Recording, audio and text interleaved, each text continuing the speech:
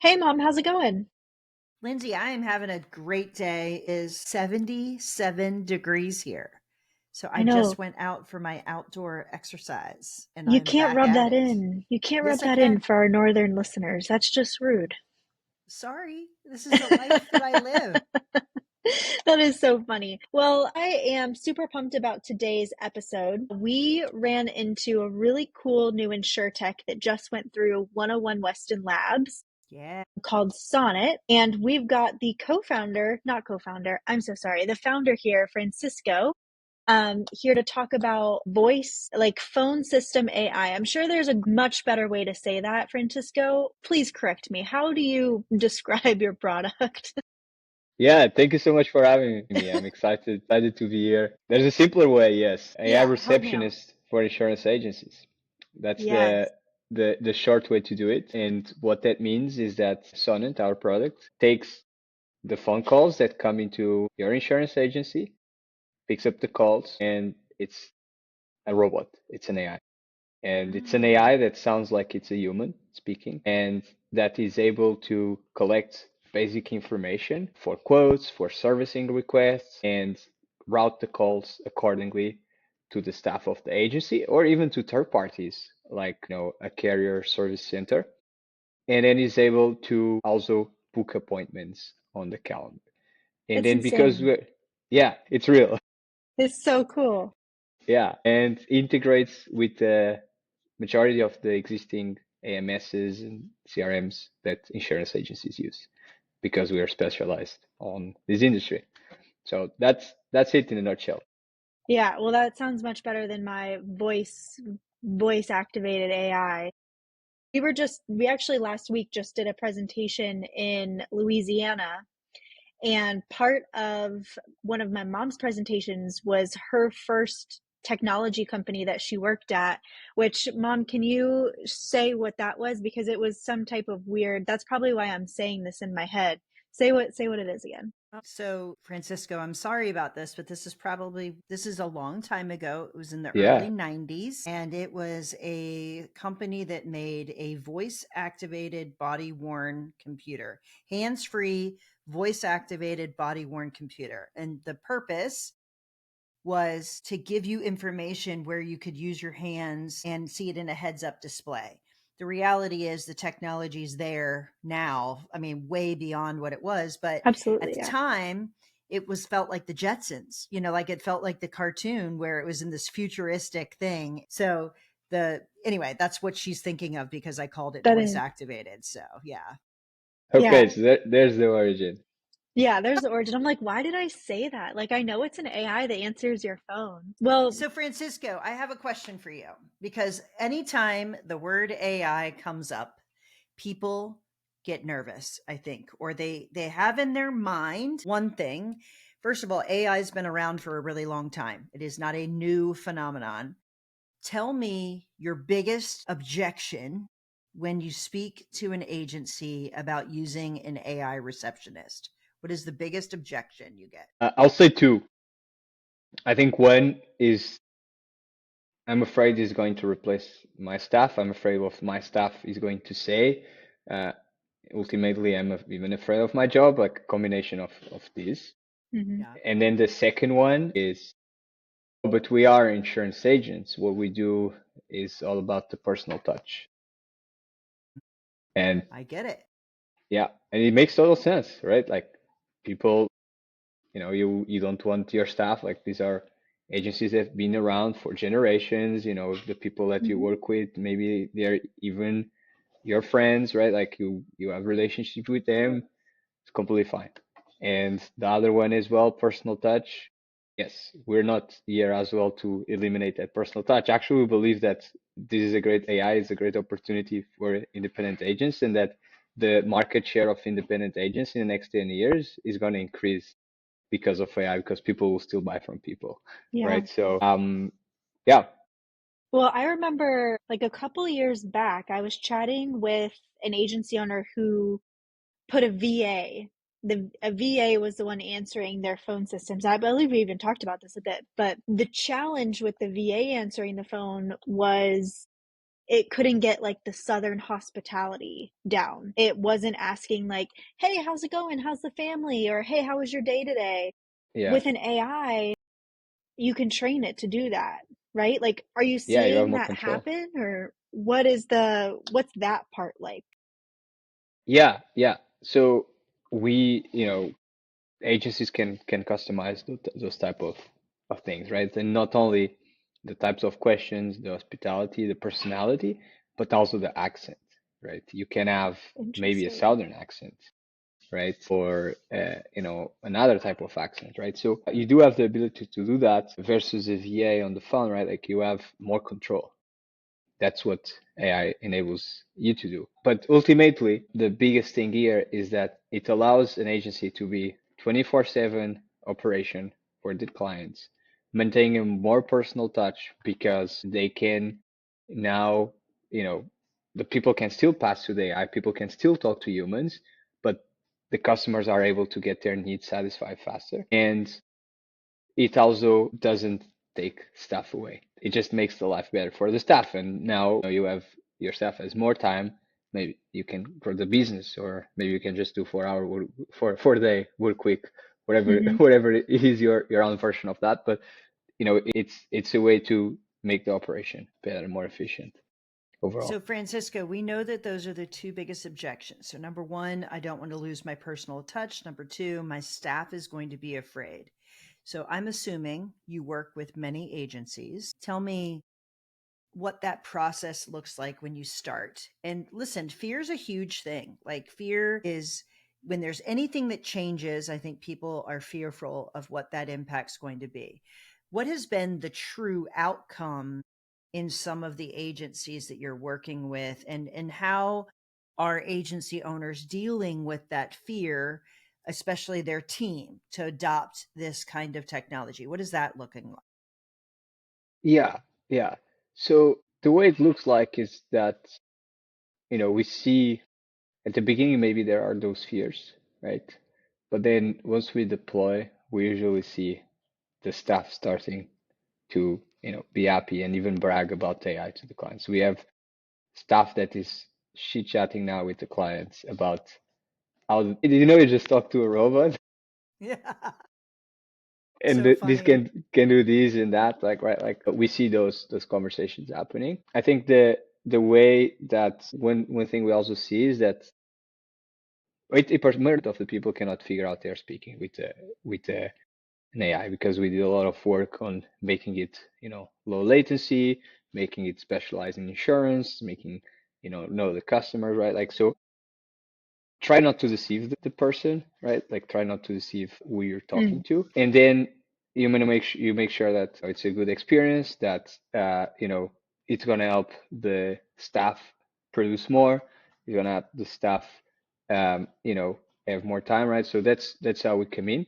In terms of the setup per se, is takes around 2 weeks, right? And we train the AI. We know that insurance agents, don't have the time. Most of them don't want to be spending the time training an AI and, figuring out what we can do. So because we only work with insurance agencies, we have very well defined what are the workflows, what is needed, and we have a onboarding process where we distill that and at the same time make sure that it's customized to each agency, and Mm. then in less than 2 weeks you can go live with it. So you guys are doing all the training. The agency doesn't actually do any of the training? Interesting. So do you have a meeting with the agency owner and they tell you all the things they want the AI to be trained on, and it just goes from there?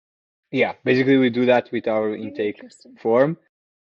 The agent can train if they want. If they if Okay, they yeah. want if they want to give feedback, we incorporate that feedback. But the whole idea is that from intake form, we give you a phone number, and that phone number is an AI that is Wow. following your process, your agency, based on what we discussed. And agents can test, can play with it. Usually rounds of feedback at the beginning, because as people start calling it, they start thinking about new ways to use it, right? And Mm, maybe things they didn't think about. So there's that iteration as well to be yeah. done. Yeah. Lindsay, I got to tell you, like when he said we can give it an accent and we can do whatever, I mean, sadly, what jumped into my brain was, a receptionist that sounds like Scott Howell. There's like insurance agents from around the world. I'm joking, but you could do whatever you wanted. And I had a really good friend of mine who she had her receptionist sound like Snoop Dogg. So we were making fun of her that I bought wine that was actually Snoop Dogg to take to a party because I thought it was hilarious that she had her bot sound like Snoop Dogg. So my point is, you can get really creative about this and make it something that people are talking about. What I loved you said, Francisco, is we don't try to deceive anyone Yeah. into tricking them that they're actually speaking to a human. So what is the statistic like? Are people saying this call has been being answered by an AI assistant, or is it like what's the rule with that? So the rule, we don't really have a rule, but what we tell agencies is, I mean, it's your brand, right? Like it's your client base. We're just communicating with your client base, but you should be the one deciding what that looks like, right? Yeah. And ultimately, it's their decision. What we see is that most agencies, if someone, all agencies actually, let me correct this. We haven't had any agency asking us to deceive if someone asks, "Am I speaking with an AI or not?" Mm. And I mean, let's face it, we live in a world that there's phone trees. So it's not atypical to have something automated. We live in a world where we go onto websites and there's an AI assisted bot that helps us get where we need to go. I guess I'd love to know some stats. Like, let's say someone calls in and they realize they're talking to a bot. I'm assuming there's the same thing. Like, if you're on a website and you want to speak to someone, you can opt into that. Is that true? Yes. So if it, and that's part of the setup process, the intake, right? Like if you want to speak with a person, you can, you know, there should be a way to handle that, right? Right. Maybe there's Yeah. not a person immediately available, but we'll pass that to a person. Yeah. Yeah. And When you're so, saying, go go ahead. ahead, Mom. So, of that, do you have any stats on how often that actually happens? Because my guess is, I don't know what my guess. I'm guessing that it's low, but do you have any stats to say how often people opt out? Yeah. It's 10, 20%. And usually, Really? it's usually it's not because they want to speak to a human necessarily is, in meaning that they don't want to speak to AI is because their issue is complex or Right. there's Yeah. something that AI That cannot makes sense. really solve it, Yeah, right? that makes sense. What we do see is that people are used to phone trees, which are bad experiences. Yes. Press one, press two. The moment I'm on press two, press three, I'm already disconnected. So I need to always go listen again. I forgot what were the I options, right? It's the always truth. forget. Yeah, I'm with Yeah. you. It's not good. Here you have something that interacts like a human, right? And you also have an issue on our industry that there's a talent crunch, right? It's hard to find people to go and do the job, right? And that are good at it, right? So as the end customer, these type of solutions will be more and more what will enable agencies to be able to provide a good service to the end customer. And not only in insurance, right? Like the person that is buying insurance, they are interacting with AI probably in all different places of their life. And there's going to be more and more AI agents out there. It's going to be AI companions. People are going to start grow used to this type of interactions. So I think that's, like any new technology, right? Like people, there will be an adoption curve, but I think overall it's a much better experience than what it is today. Can I just ask before we move off this topic, when we're saying we're not trying to, fool anyone, are there tells that you've let the AI keep that like make it obvious that it's an AI, or what does that look like? Like how are we defining that we're not trying to make it sound like a person? No, so it sounds like a person. It Right. does sound like a person, and we try to make it as human-like as possible Okay. because I mean, as a design principle, the way that Yeah. people interact, right? Um, what we don't try to deceive is if someone asks if you are I an understand. AI. And there are some agencies that now want, because people start getting used to it and know it, now they want to start being upfront about it. Hey, everyone's busy, but I'm the AI here. How can I Hmm, help you? You know? that's Yeah. cool. Yeah. Yeah. Are you seeing that most agencies are giving them a name? This is like that's a dumb question, but are they Everyone giving gives them them a a name? name. That's cool. Yeah, I think That's that's cool. amazing. I love it. So, obviously, Francisco, when we got to meet and hang out at the recent event that we were at, I'm super fascinated by this because of the last thing you said. There's a major talent shortage inside our industry. Everyone is looking to figure out, how do I create efficiencies? How do I drive profitability? How do I get all of these calls and all of the work done inside my agency and be able to change with my customers' expectations, my carriers' expectations? There's all these things coming at an agency, and this is one way to deal with some of those things. So, I want to talk about some of the agents that are using it. Number one, what does the demographic of an agency look like that is utilizing this tech? Is there a common, or is it all over the board? Yeah. So it's a bit all over the board, but there's some commonalities, right? Like they are in states where maybe this art market has been harder. Hmm. That's one commonality.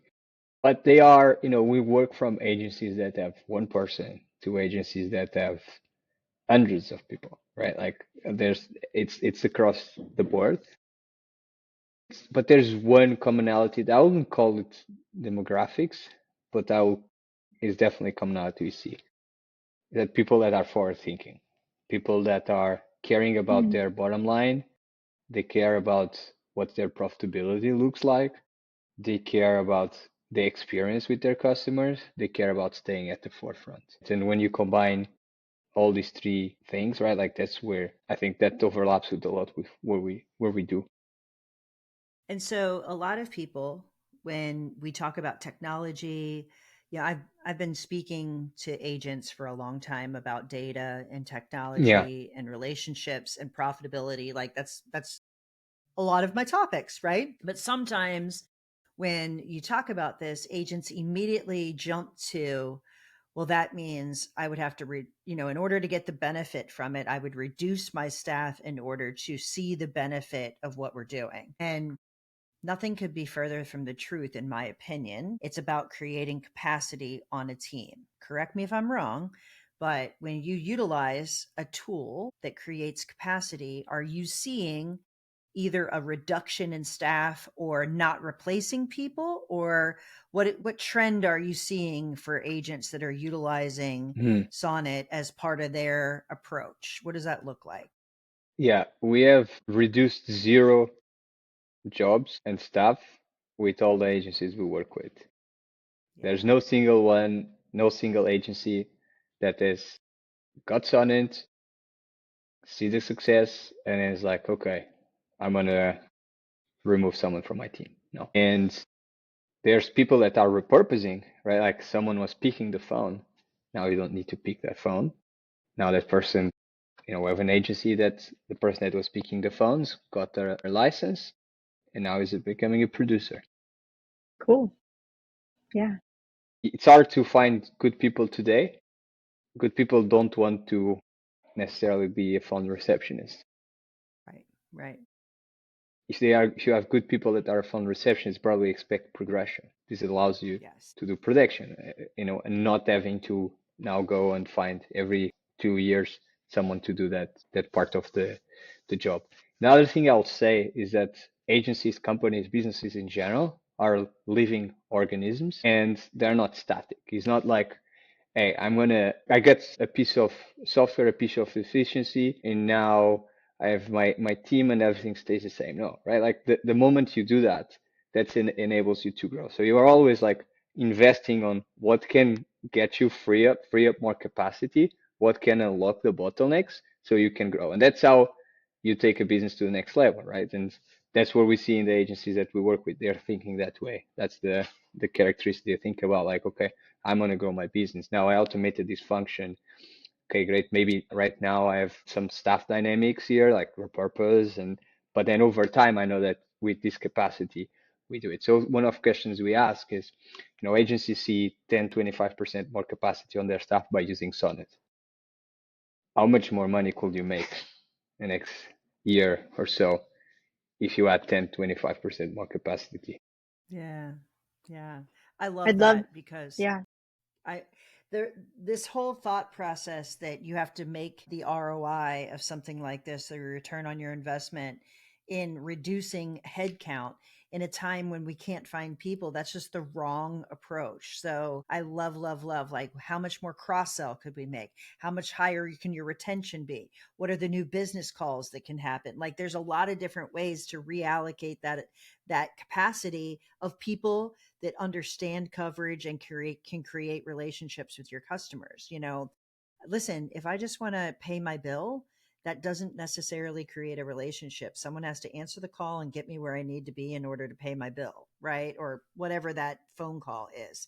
So I love, love, love the idea of, even if it's only 80% of the calls stay with the AI bot. I mean, that, did you hear me? 80% of the calls don't opt right. out, which means they were able to be helped by a bot that answered them rather than a human being. That's a massive, massive shift, which is impressive, super impressive. Yeah. Yep. And at the end of the day, if you want to build personal relationship with someone, who called, you can call them now on your own schedule, right? Yeah. Totally. Yeah. Absolutely.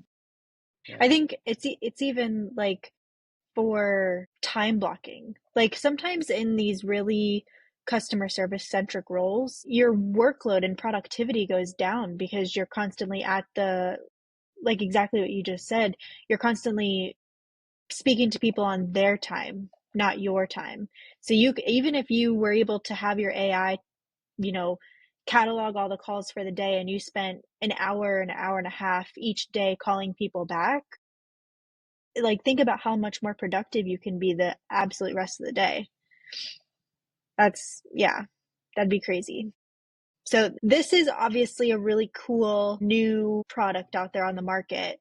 What what are you seeing down the road of what this can be and like can even do in the future? Like what are you guys working on for the next thing? Yeah, I love that you're asking about the next thing.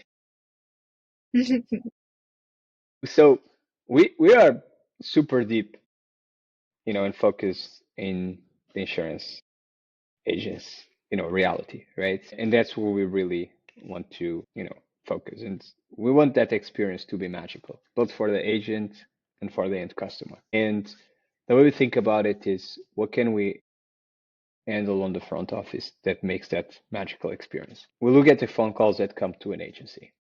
Some calls the AI cannot solve today. Like, for example, get a proof of insurance. What is the next step in which someone calls into the agency and not only are taking that request, we're actually fulfilling that request in real time? Yeah, Or when you are not just phone call for the agency, you're emailing, email boxes are chaotic, right? Like, or texting. So omni-channel support, right? Like the reception acting across different channels. So really making sure that you as an agency owner, you get your agency to be running in wheels, that your staff is able to spend, really more meaningful time with your clients, and that, all that work is automated in a way that you just don't need to worry about it. Like it's an headache that is taken care of you. And that's what drives profitability in the business, right? Like that's what drives ultimately the value of a business, right? Like, a business doesn't depend on you to be run, right? Like yeah, yeah, you add the value, but as you can have it running into it. So we want to enable agencies to get those magical experience, so agents can be with their, in real life with their customers, making sure that, they feel taken care of. They feel that absolutely. when the claim is going to come, they'll be there to help. Yeah. Well, in order to enable something like this in an agency. An agency has to have really good processes and workflows documented, and they have to be planning for the future. That work is right in line with agencies that we see that are, on train for being incredibly profitable and Yeah. selling at the highest price that they possibly can. So, love to hear that's what you're thinking about. I'm definitely super excited to see the future of this type of technology. That's for sure. All I know is Yeah. if you could solve that inbox thing, Francisco, you need to be calling us. I know we're not an agency, but I would solve my chaotic inbox if I could tomorrow. So, yeah, pretty funny. Yeah.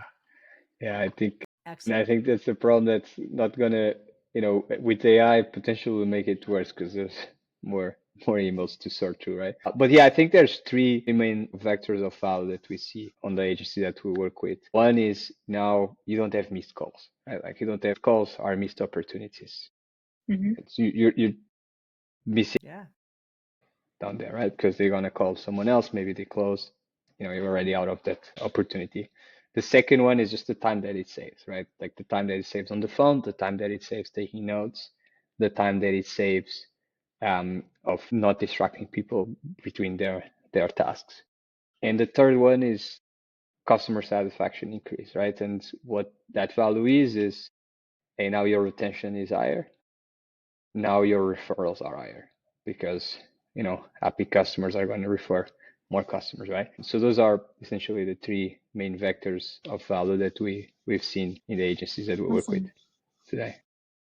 Francisco, I think that anybody should at least take a look at the demo because I will say I was impressed that it does sound like a normal conversation. The pauses aren't super long. There's not a weird clicking at the beginning. Like it literally sounds like the flow of a conversation. I would highly, highly, highly encourage anybody that's listening to this and they haven't paid attention to it to at least find out for yourself because the reality is if you're not using this, you are going to be competing against agents that are using it. They will have capacity, they will be able to keep up with the changing times, and the gap will get bigger and bigger between the agents that are leveraging technology in this way and those that are not. So I love that you've created something that creates opportunity for capacity and building relationships inside agencies. If someone wants to reach out to you, Francisco, tell them how. Best way, go to our website, sonant.I, and you can read a bit more about us and you can book some time there with me. And I'll be very happy to, you know, walk you through and show you more examples and more concrete things about how agencies are using the technology today, or just follow along our journey because we're going to keep building more and more for the industry. And maybe phone calls is not the top thing on your mind now, but maybe there are others. And even if so, reach out. We're always happy to get to know more agents and see how we can help the space. Love it. Yeah, thanks a lot for the kind words and the conversation. Yeah, I Yes. love Thank it. you, Well, thanks for being Francisco. our guest. Yeah.